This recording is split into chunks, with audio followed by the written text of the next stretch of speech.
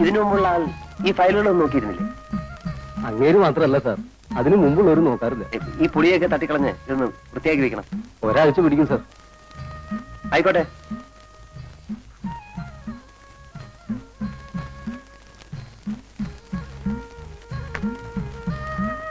ണ്ടോ? ആ ഉണ്ട്.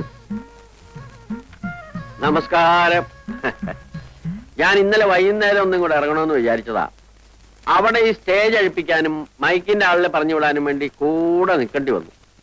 ഈ നാട്ടുകാരുടെ മുമ്പിൽ ഒരു ഉത്സാഹിയായിട്ട് നിന്നാലല്ലേ അടുത്ത